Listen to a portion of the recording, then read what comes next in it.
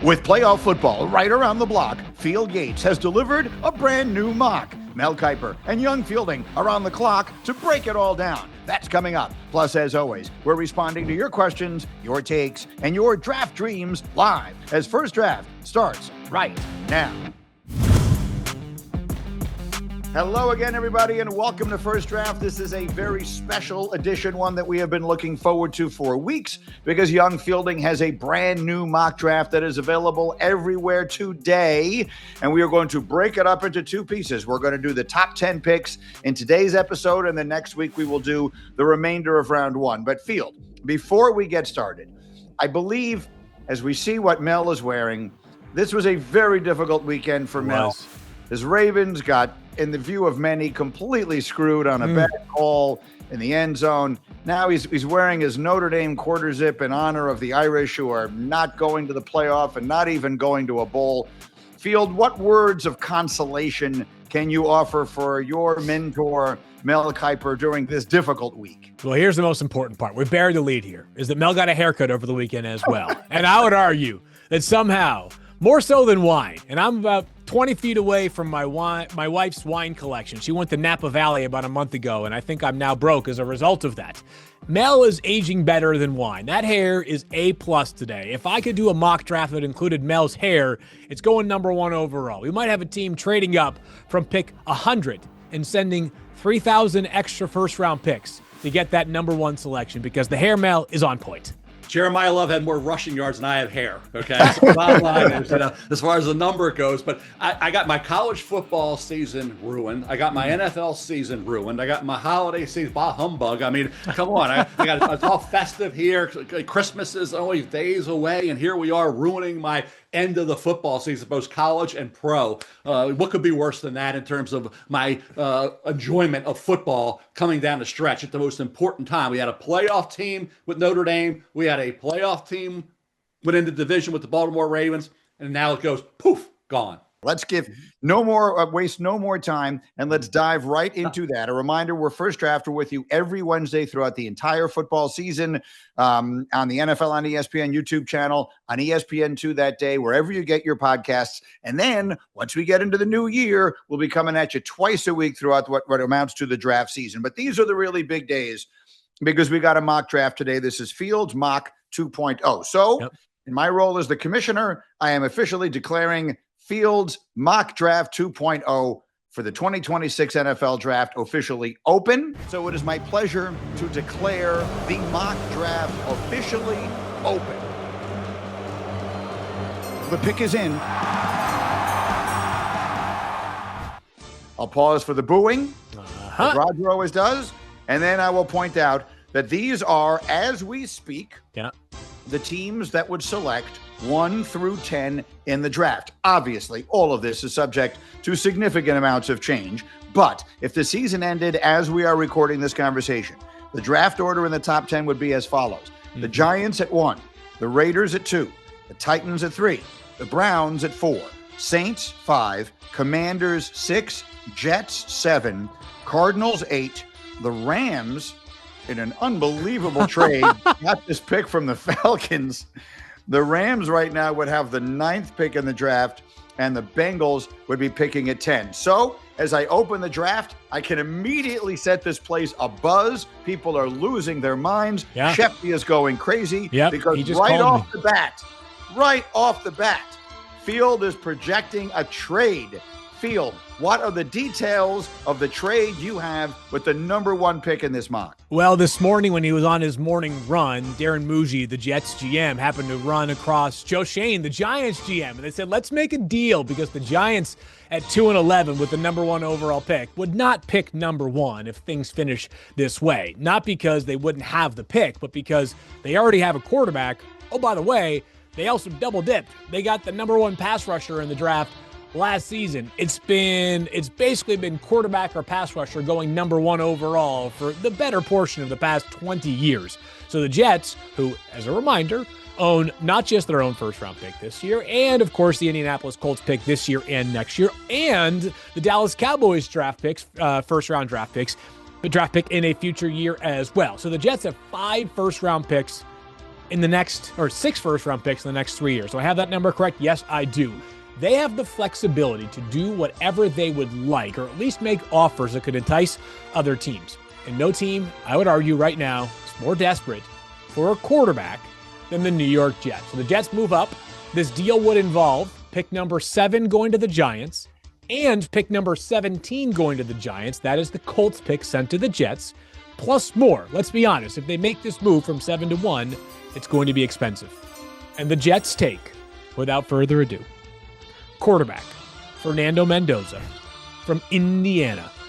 Perhaps the Heisman Trophy winner this upcoming Saturday night. The man who threw more passing touchdowns, or has more passing touchdowns this season than any other player in FBS. The man who has 3 separate games with 90% or more or higher completion percentage. Fernando Mendoza, who showed off his toughness, who showed off his poise, and frankly his arm talent against Ohio State. The numbers aren't going to blow you away. Fernando Mendoza, though, against what is the best defense in the country, or along with maybe Georgia's defense, more than stood the test. I thought Mendoza had a signature performance last Saturday night. Was it perfect? No.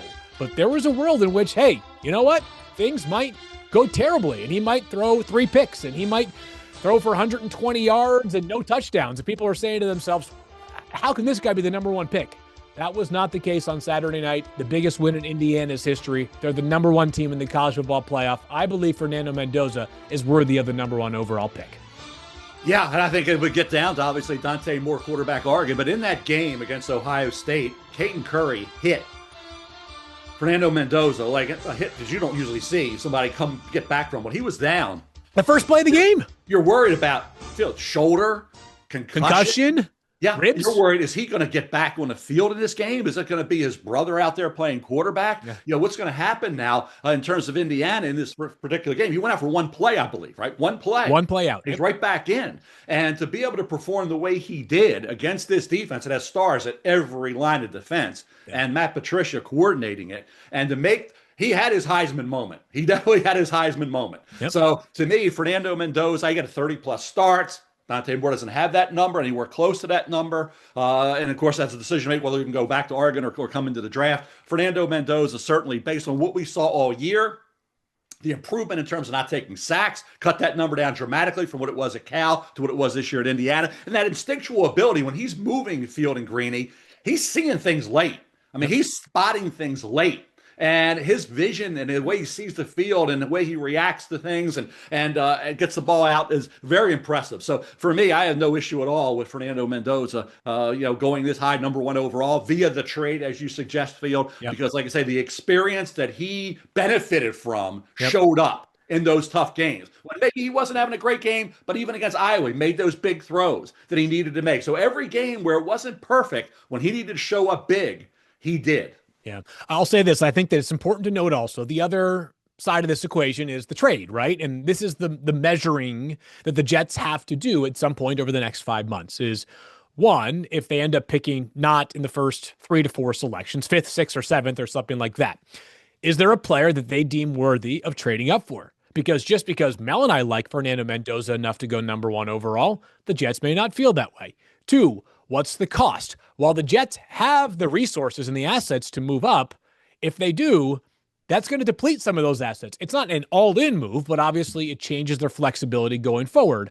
And then 3 is part of the equation is not just the draft class this year, but also how they evaluate future quarterback draft classes as well. Because while we agree they need a quarterback at some point soon, the Jets may say, we really like Fernando Mendoza, but we've already got 3 guys that are eligible to come out next year that we are smitten by. That's why your road scouts are not just looking at players that are eligible this year when they travel the country for hours upon hours upon hours during the fall. They're also evaluating future year draft classes and deciding, if we bypass a quarterback now, are we going to be satisfied if we end up in a similar spot next year? All of those factors will play into the Jets' willingness or interest in trading up. So here's the question that I have. So at Philly Flow, posed the question for us, who could possibly be the Jets' next quarterback? Yeah. And there are so many things that go into being the number one pick in the draft and being the quarterback of the New York Jets. There are very few things upon which I am an expert, but this is one of them. You're walking into a tough situation. You are, because the franchise has been trying so long and so hard and frankly so badly to finally find the guy who will rescue them. And they've tried high in the draft, as you guys obviously well know, in recent years, Sam Darnold at 3 overall and Zach Wilson at 2 overall. The post-game interview that Fernando Mendoza did after the Big Ten championship game went super viral. And his I'm going to use the word high-strung personality. I want to make it clear. I've never met Fernando Mendoza in my entire life. And I'm happy for him, and I wish him absolutely nothing but success. But there was a very high energy sort of quality about his personality that would make me a little nervous if I'm the New York market, because what you need is a level. You need this to work in this market. See Manning, Eli. Yeah. And or Jackson Dart has said many times, the great Archie Manning has said, I don't know that Peyton would have succeeded as well in New York because he's very high strung. And things get to him. And Eli, meanwhile, is very calm and able to sort of weather storms. And just based on that, I wonder if how does that, his personality, which again, I hope it does not sound like I'm being critical of it because I'm not. No. But how does his personality factor into something like the New York of it all? Wait, I said no there, Greeny, almost dismissively. And I apologize if it came across as towards you, because I think it's not. I'm saying no as in like people can't ignore that dynamic. Think about how I feel like Sam Darnold has talked about his post-New York football career and how comfortable he's felt. And think about the places he's been since New York, right?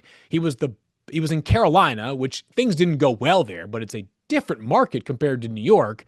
He went to San Francisco as a backup, not much spotlight there, and then Minnesota, where he had this remarkable season, and now Seattle. Those aren't tiny cities, but they're not New York. It's definitely part of the equation. Fernando Mendoza is not wired the same way as Jackson Dart. That's the most recent example of a quarterback who seems very equipped for New York. That's one of those things that I've spent time asking around on. I don't know that I could have a perfect feel for it absent having a lot of time with the individual myself. I don't know if Mel feels differently or strongly one way or the other, but that'd be something that in our role, I'm not sure we're as equipped to answer with confidence as those who are actually pulling the levers within NFL offices. Yeah, what Mendoza went into at Indiana was a team ready to make another run. And the pressure that he had to feel coming from Cal to Indiana, where he had to improve on some things. Kurt Sig talked about that. Bottom line is the pressure was there. He responded to it. He obviously galvanized that team. Everybody came together. And he also had to deal with Surratt being not out there every week, the top receiver. And, you look at what he was able to do under pressure and the energy he brought. And I agree that's why I say he's a kid who really competes hard.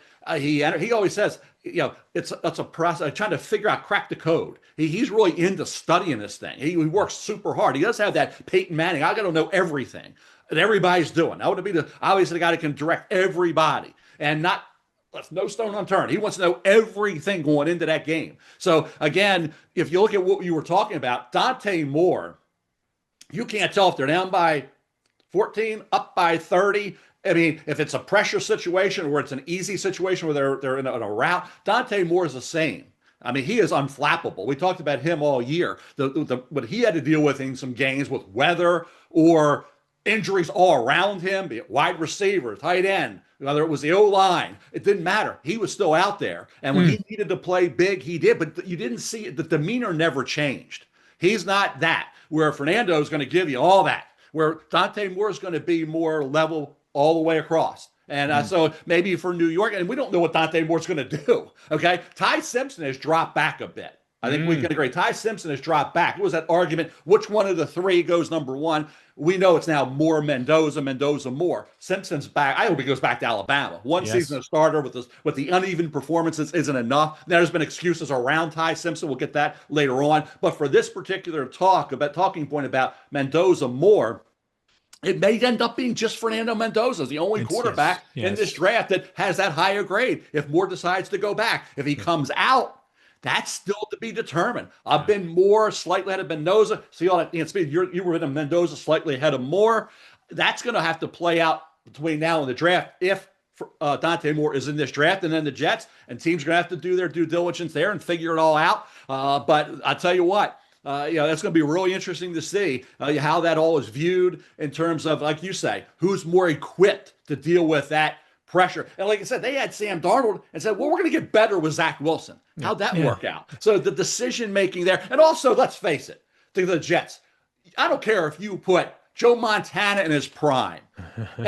Any quarterback in his prime with that New York Jets football team, particularly on the offensive side, I don't think any of them would be successful. So, I'm not going to get into who was unfairly treated or whatever, but whoever's playing quarterback with the Jets has been unfairly treated. Okay, that's the bottom line, because the infrastructure around the quarterback there, that's what we have to figure out. Is the infrastructure all over the place going to be good enough for that quarterback, whoever it is, to succeed at a high level? Well, this brings us perfectly to the second pick, which is in. Yes. The second pick in the draft is in.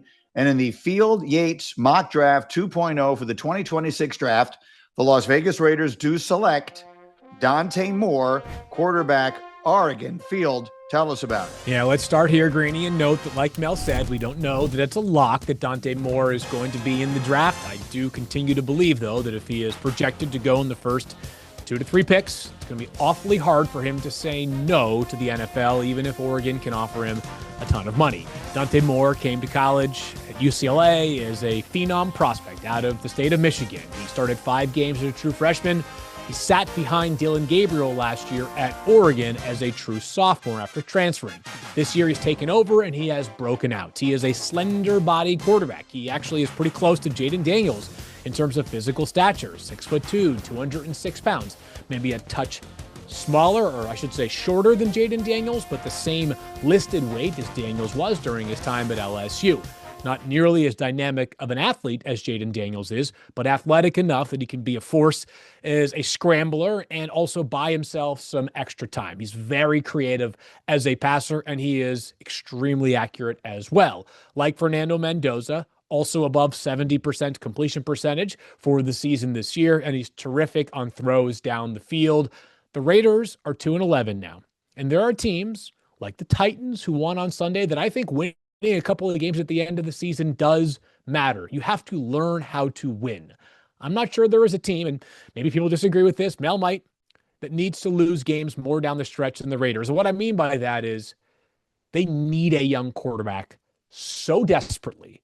Given how old this roster is, with Geno Smith under center, they need a young quarterback so badly. And if we acknowledge that only one of these 3 is a lock to come out, and it might be 2 out of 3 at best, or it might be that only 2 out of these 3 quarterbacks that we have been talking about even merits top 5 pick consideration, the Raiders now sitting at pick 2. I know it hurts in the moment, but might be a very good thing for their future.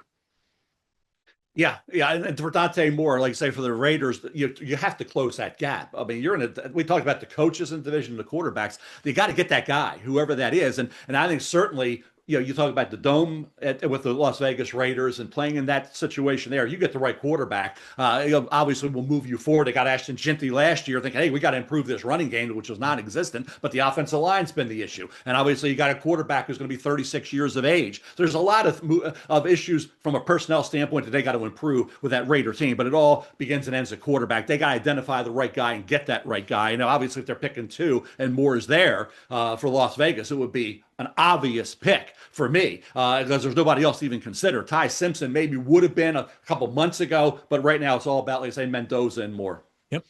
I will tell you that all of my Jet fan friends Field agree with you. They all want the Jets to get Mendoza. This will be fascinating, but one way or another, I really think the most important part of these exercises, especially this early in the process, is figuring out which players figure to be the names at the very top. And I think right there you have the 2 quarterbacks. And one thing, just to put a period at the end of this, the 17 starts is what Dante Moore has right now. That number will go up, right? 17, 18, 19, hopefully for them 20. But that's that teen, when you're in the teens in terms of starts, that's not a good number to be in. It could just be the history tells us that. So that would be the only red flag or concern if Dante Moore decides to come out, is that limited number of starts. Well, with all due respect, his 18th is going to be against James Madison, so he'd better get at least 19. Yes, correct.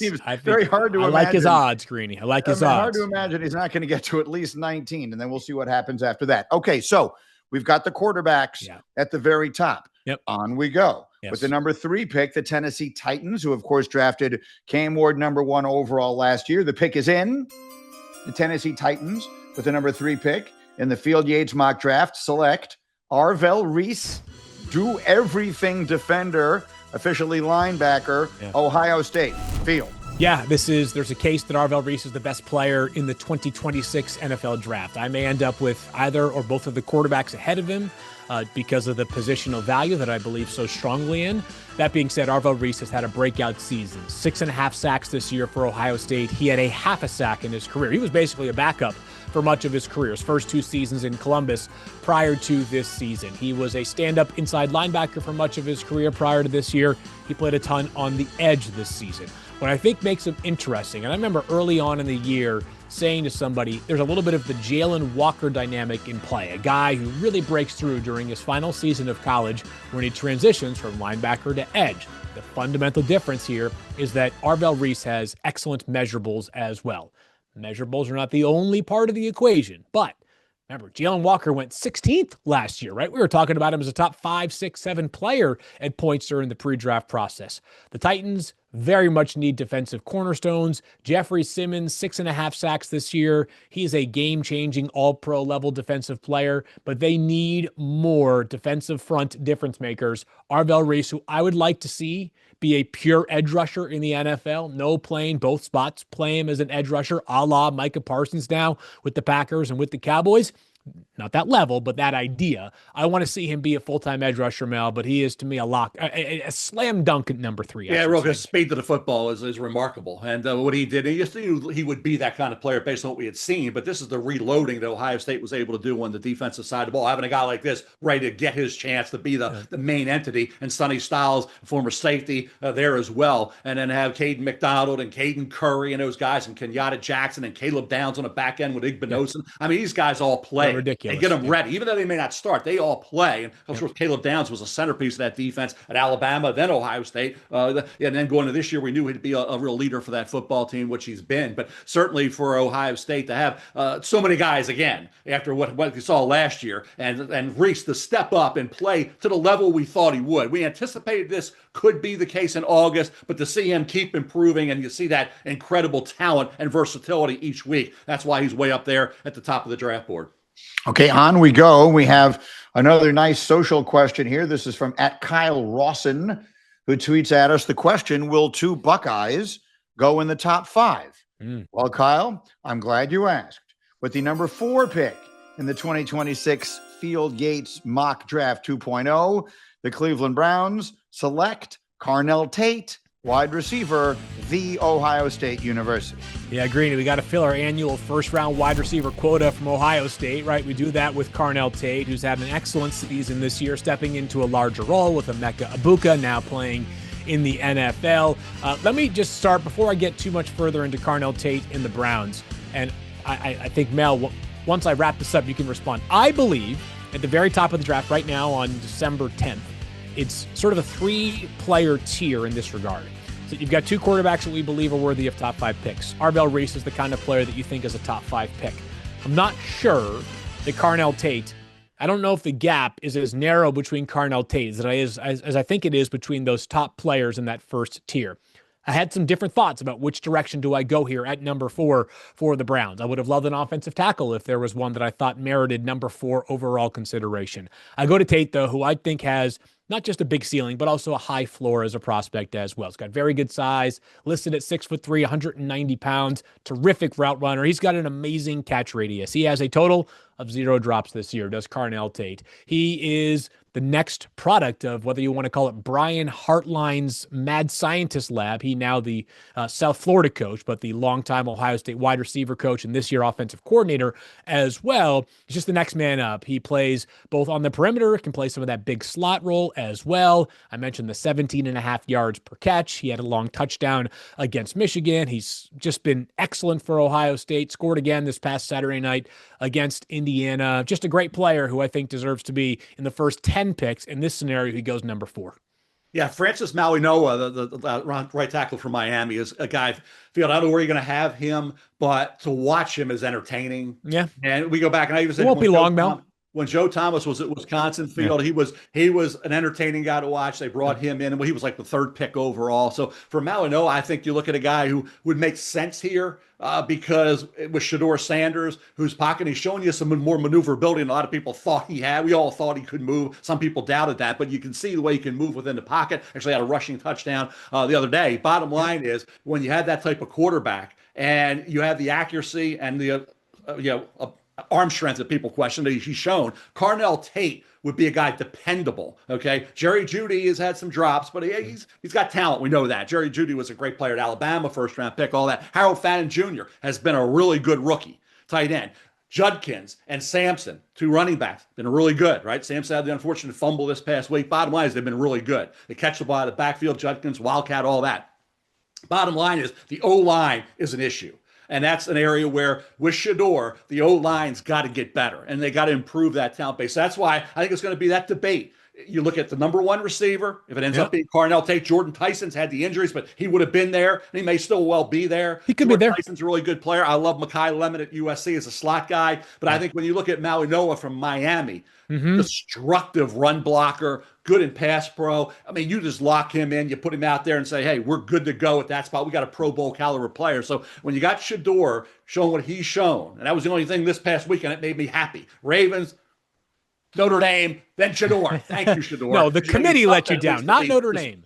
Yeah, the committee let you down. Yeah, it's something to smile about. But in terms of the offensive line, I think it's going to be the debate field. Do we go offensive tackle or do we go wide receiver in Cleveland? To Greeny's point, it's about sort of right now, it's more about getting the right players and the right sort of range of their picks. And we can debate, team needs. There's a whole lot. There's free agency, potential trades, et cetera, that will fill in some of these gaps before we get to April 23rd. But we don't have to wait much longer to get to the player that Mel is talking about, because the pick is in. And with the number 5 pick in the 2026 Field Yates Mock Draft 2.0, the Saints do select Francis Mauigoa, the tackle from Miami. Yeah, Big CC, which he has been excellent this season. Hear me out here, fans, because I know there are going to be some Saints fans that are like, didn't we just take an offensive tackle each of the first rounds the last 2 years? The answer is yes. Kelvin Banks last year settled in very nicely as a rookie left tackle. The year prior to that, Tali Fuaga, a right tackle from Oregon State. It's been solid. It's been okay from Fuaga. It has not been to the level that I'm sitting here saying to myself, all right, you know what? He is a fixture at the right tackle spot forever, and we have to ignore a guy who's a terrific, terrific player. Mauigoa, excellent power in the running game. He just mauls people when he gets his hands on them, and he's been excellent this year. He has been the top FBS offensive tackle in terms of pressure rate allowed. He is a dominant pass protector. I've got a question for you guys, too. How many good offenses are there with bad offensive lines in the NFL right now? The answer is 0, right? And generally speaking, almost never. And how many? Can't beat them if you can't block them. No. And then the inverse is, like, of the teams with good offensive lines, how many of them are just bad teams? There's not many teams where, like, yeah, they're 3-10, but the offensive line is great. So Saints fans, I know maybe you're saying to yourself, can we take a wide receiver, Jeremiah Love, pass rusher? I'm okay with offensive line. I am very strong in my belief that there's no such thing as too much investment in those 5 positions. You're kind of doing what Washington did on a D-line field. Remember, they went all D-line. Yeah. But O-line is so critical, and I really believe everything breaks down if the line's – everything's ruined if the line's not getting it done. Yep. In Baltimore right now with the Ravens, what was the big issue all year? The offensive line, particularly the guard spots, right? Yeah. So you look at that and say, boy, you just can't get it done if your line's struggling. We talked about that in Cleveland. They got to have that fortress for Shedeur. You got to have that for Tyler Shuck. He's been good recently. Yeah. With Tyler Shuck in New Orleans. The running back, Jeremiah Love, is very tempting there. No question about that. But Reggie Love 2.0, Reggie Bush 2.0, right? Yeah, exactly. I had no problem with offensive line because, like I say, if Tyler Shuck is the guy, moving forward, and he's shown glimpses that maybe he could be, just like Shadour's doing the same thing in Cleveland, then you need to fortify that group. And we know, and I told you about why Mauigoa would make sense. CC, as you say, would make sense with Cleveland. For the same reasons he'd make sense for anybody picking in that top 4 to 10 range. He could play guard, by the way, as well. If the Saints were firm in their belief that Fuaga is best settled as a right tackle, Mauigoa could play guard as well. He's got some snaps there. So, great player. Jeremiah Love is a name people are asking about. We have Zach here who tweets at RugLife number 4. Will Jeremiah Love go in the top 10? That will be one of the really fascinating storylines when we get to the draft itself. We saw Ashton Genty sneak into the top 10 last year. We've seen Bijan Robinson and Jahmyr Gibbs, difference-making players, sneak into the top 10 despite the fact that it's a position generally you don't like to use a pick that high on. So let's keep working our way through Zach RugLife 4 and see where Field has Jeremiah Love. We are up to the 6th pick in this year's 2026 Field Yates Mock Draft 2.0. The Washington Commanders, who, boy, have the bottom fallen out on that team. Could this be it, Greeny? Could this be it? It's terrifying to watch. At number 6, the Washington Commanders select David Bailey, edge, Texas Tech. Field. Yeah, this team's got a lot of needs, right? For a team that played in the NFC Championship game last year, you're sitting there saying to yourself, like, they need another wide receiver besides Terry McLaurin. They need a running back, a difference-making running back. Jeremiah Love would certainly fill that need, but they need pass rushers in a big, big way. This team is veteran along that defensive front. They need young pass rushers. And David Bailey, I think, will be, in some people's eyes, behind Rueben Bain coming into the draft process, but his season this year has been nothing short of dominant. 13.5 sacks this season, second most in the FBS, 62 pressures, second most in the FBS. No one has a better first step off the edge than David Bailey. He's old school. He goes no gloves. He's a forceful player as well. I do acknowledge that David Bailey this year has benefited by playing in a great ecosystem, right? That Texas Tech defensive line is excellent. It reminds me of South Carolina's a little bit a year ago. That being said, he's got Romello Heights and other defensive or NFL defensive prospects on that defense in the front 7. I think Bailey's the truth, though. He was excellent at Stanford in 3 seasons prior to this. He had 7.5 sacks in 2024. And, Dan Quinn and the Commanders, Dorrance Armstrong leads the team in sacks this year. He's been out for a while. Like, they need difference makers up front because they've got major deficiencies in the back end. And I believe the best way to help out your corners is get better corners, but also have a pass rush that can make their life easier.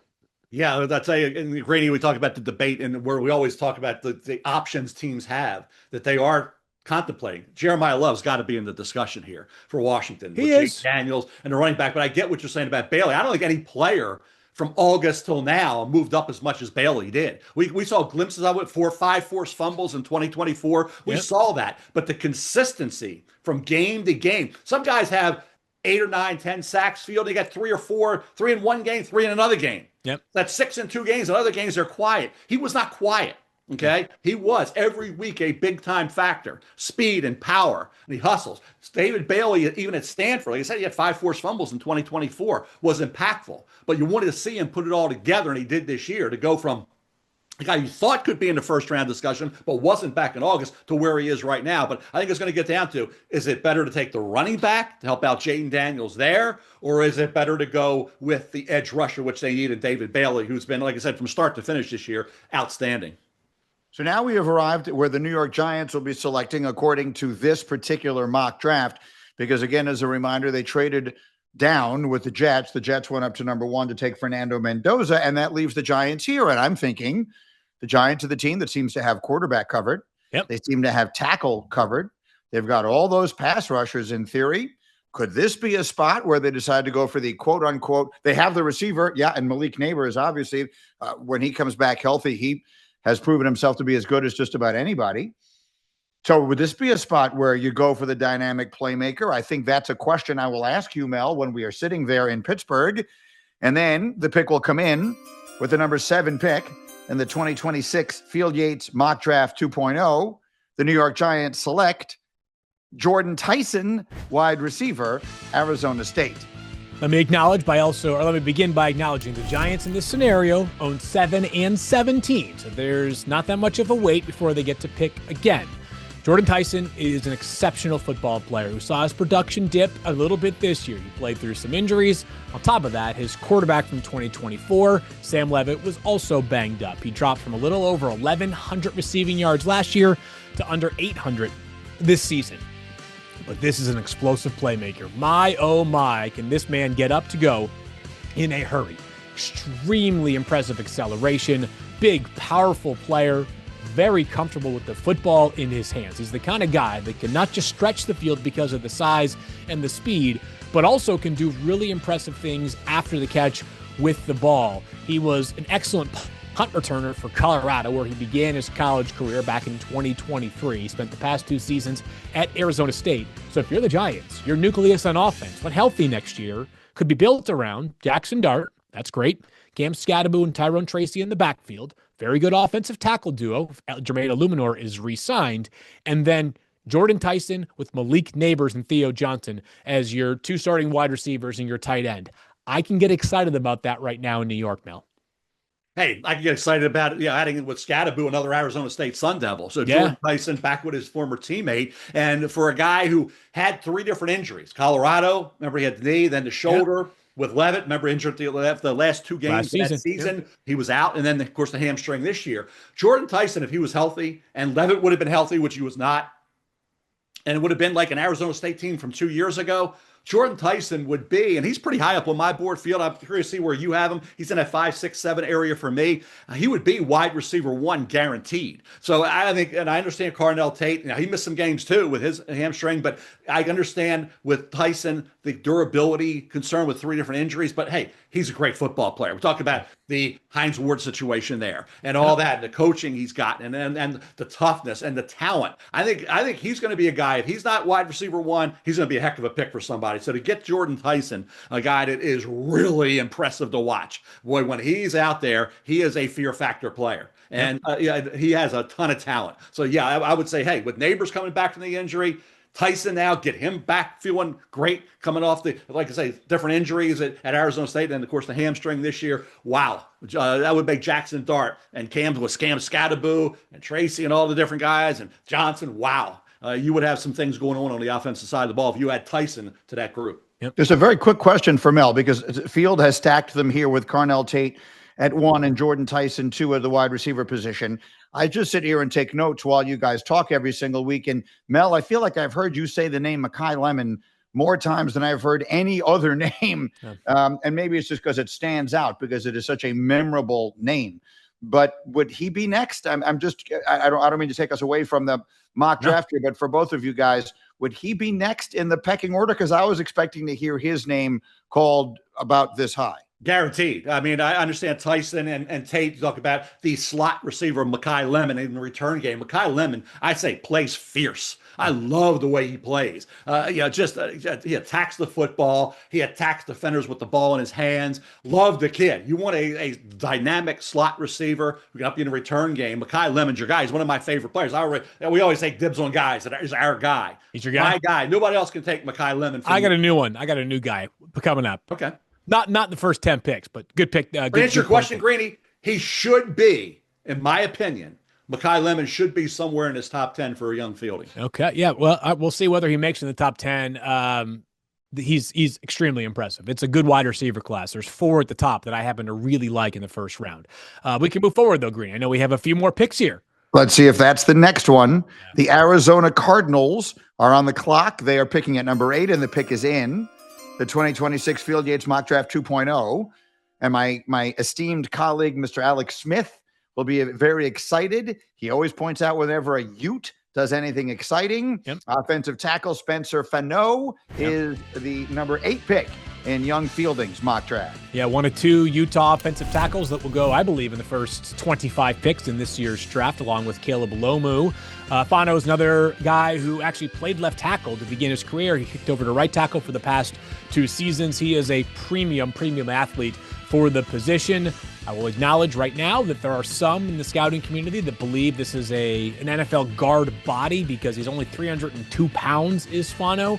I sort of go the other way, which is that I think there's room for him to fill out and not compromise that athletic ability too much. The Cardinals, whoever is under center next year, needs better stability along the right side of the offensive line. Jonah Williams is going to be a free agent. He's been on injured reserve for a few weeks now because of a knee injury. Kelvin Beachum, a veteran, respected player who probably is best suited as a swing tackle at this point. So Fano, to me, a guy who has some positional versatility, but could really anchor that right side for a long time there in Arizona. Yeah, this could be a spot for Lemon. This could be a spot for Mekhi Lemon. It could be a spot for Jeremiah Love. I get what you're saying about Fano in the terms of the versatility of their field. So, again, they got to figure out the quarterback position. And you talked about that field a lot, about Kyler Murray. But this is too high for Tyler Simpson. You agree on that, exactly. Right? That's where, again, that's why we have to go to quarterback Ty Simpson at Alabama. And we get the 10. But Ty Simpson, for me, go back. We talked about that number and that teens. He's only been a one-year starter at Alabama. Okay, that's it. So he's got the 12 starts. That'll be 13, right, coming up. At the end of the day, that he needs to be 14.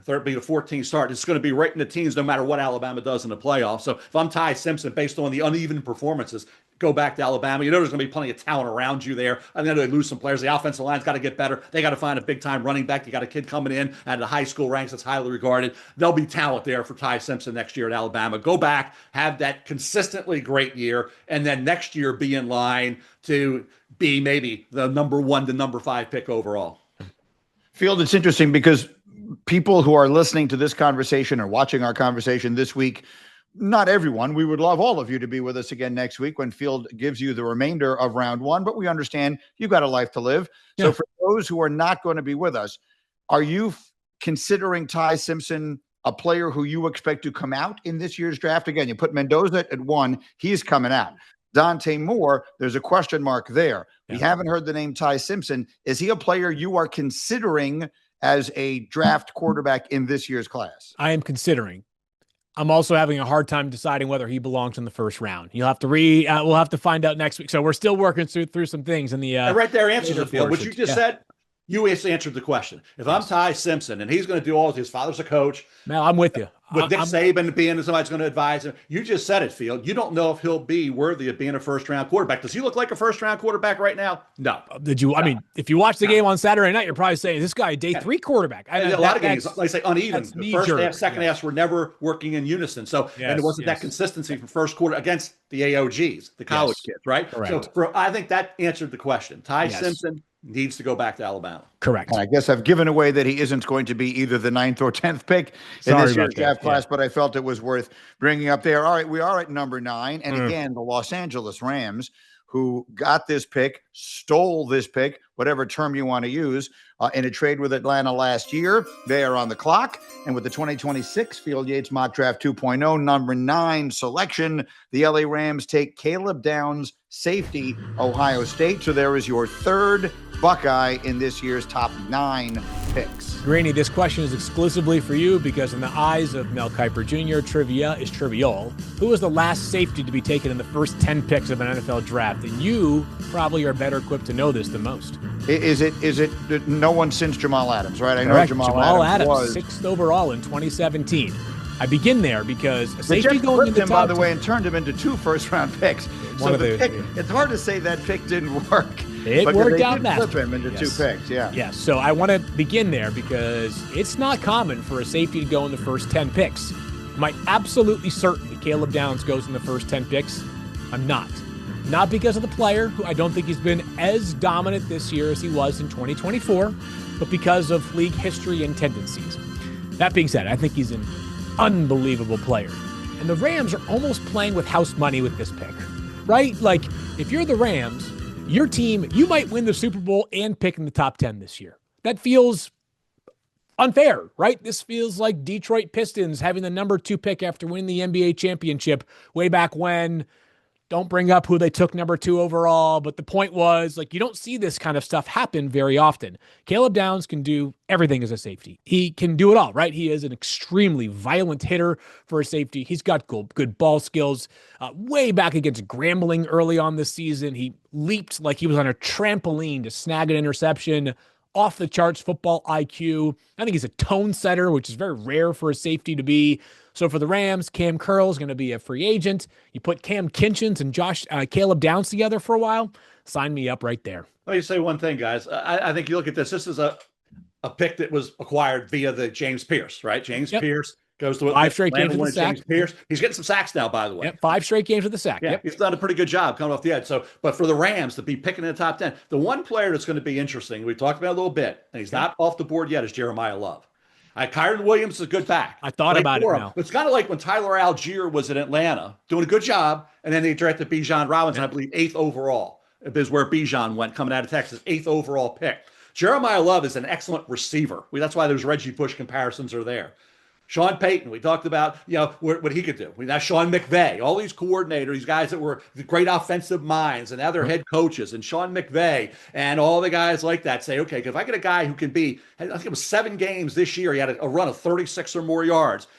2024, he had a run of 29 or more yards in like 8 games. He was at 6.9 a carry 2 years in a row. He doesn't fumble the ball, and he catches the ball very effectively out of the backfield. You can flank him out wide as well. That's going to be, for any of these guys that are saying, okay, and when you go to Washington, that's why I thought it would be tempting for them to maybe think about Jeremiah Love. Okay, how about this? What if, and I can't wait to see if you have him going, because I got a team out there that if they could get a Jeremiah Love, wow. But keep going. Let's go moving forward. But I think Jeremiah Love for the LA Rams, for Sean McVay, is going to be somebody's going to have to be in the discussion. If you don't mind, allow me to spoil the 10th pick in this regard. It's not Jeremiah Love, okay? That's the Bengals at number 10. You got to tell us where you have him. Yeah. But okay, a few spots down. Okay. Let me say something. And I wrote this up in the piece on .com. I think by the time we get to the draft, Jeremiah Love will go inside the top 10 picks. The reason I say that and don't have him there now is because on December 10th, there are needs for these teams that I think are just harder to fill in the draft, right? So, for example, if there's a world in which the Commanders swing a trade for a nice pass rusher this offseason, or they sign somebody in free agency, sign me up there for the Washington Commanders, right? Like, I would love them there. You mentioned, like, any of those teams that we have talked about, if they do some business this offseason to check those needs off, I'd feel more comfortable with them taking a running back in April when of their top 5 most pressing needs, 3 have already been addressed. But when I'm sitting here and I'm saying to myself, like, man alive, Washington needs better pass protectors. They need better pass rushers. They need a corner. Like, at that point, I'm saying to myself, the value of other positions surpasses the value of a running back. We have seen teams do this recently. The Falcons have won nothing of consequence since Bijan Robinson went 8th overall. The Raiders this year are now 2-11 after taking Ashton Jeanty 6th overall. If you want to say, hey, the Lions have won a lot of games since Jahmyr Gibbs was taken in the first round, 12th overall, I'll remind you they had that pick because the Rams were 5-12 in 2022. That was part of the Matthew Stafford trade. They moved from 6 to 12 in the Arizona trade. Jahmyr Gibbs, like, they had the 18th pick in the draft that year. So if they had taken Jahmyr Gibbs at 18th, we wouldn't be talking about this as some premium level pick. So I just think the NFL has shown us time and again that no position is more replaceable than running back. And if I'm a team that's got 5 major needs, I do have to think about positional value before just taking the best player in terms of grade that season. Well, we know who the 10th pick isn't. Yep. And we know that our friend Travis, who has been good enough to tweet at us, doesn't have a good feeling about it. At Travis-2470 tweets, are the Bengals going to blow this draft too? I love the comments, Travis. With the 10th pick in the 2026 Field Yates Mock Draft 2.0, the Cincinnati Bengals select Rueben Bain Jr., pass rusher extraordinaire from the U. Yeah, you know, Greeny, sometimes when you see a friend who breaks up with their significant other, the next person they date is somebody who's like extremely opposite of that person. They go from dating somebody extremely extroverted to introverted, loud to quiet, whatever it might be, right? Funny to more serious. The Bengals may need to follow that playbook this year because they took a big swing last year on Shamar Stewart out of Texas A&M, who was the all-traits guy, right? Mel's captain of the LTPers squad. And he didn't have much impact at all as a rookie. As a matter of fact, he's now on injured reserve, going to miss the rest of the season. He wasn't doing much when he was actually on the field for Cincinnati. Rueben Bain, we're going to be talking a lot about a guy who might have sub-31-inch arms and may look like a square peg in a round hole compared to the prototypical edge rusher. Guy's a heck of a football player. The 2025 ACC Defensive Player of the Year, 2023 ACC Defensive Rookie of the Year. Very explosive, very powerful, tough guy to move around in the running game as well. At some point, you got to say, put the traits aside. because our defense is awful. And Trey Hendrickson, going to be a free agent. Joseph Asai, who leads the team in sacks, going to be a free agent. They need everything on defense pretty much other than top cornerback. They've got DJ Turner, who's a fantastic young player for Cincinnati. Other than that, sign me up for defense. Yeah, DJ Turner's a heck of a player. The secondary needs some help, no question about that. There's a lot of mixed opinion on Rueben Bain Jr. Heck of a player at the collegiate level. But there are people that you talk to. We all have our friends in the NFL field. Now, you do as well. They say second round. Mel, you're not wrong. Listen, I'll say this. December 10th versus January 10th or February 10th, it could look a lot different. Just some of the tape has been excellent this year. He's a tough guy to peg. He is. I'll put him and Peter Woods on that list of guys that harder to peg compared to where we thought they were a month or two ago. I have found skeptics. I have found passionate believers about Rueben Bain. I'll just say this, Mel, to your point. If he does go, you're talking like if you just put his measurables together, Mel, and again, it's not just measurables, but that's part of the equation. Not a lot of guys going in the first round who have a body type similar to Rueben Bain. Like it's like Kwity Paye from the Colts a few years back. Remember him, Mel, out of Michigan, was an unconventional body type. It's not often. So we'll see. I think he's a great player. Could I see him falling lower than this? Absolutely. He is going to be a very much discussed prospect as we get closer and closer to April. Mel, give us the final word.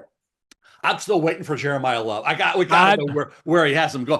For Granny, I've been waiting all day. I got you want to know 3 spots there. Where does Jeremiah Love in mock? What's a 2.0 for you, Field? Where does Jeremiah Love, running back Notre Dame, finally come off the board here? You want to cover your ears here for a second, Mel? You're not going to like it.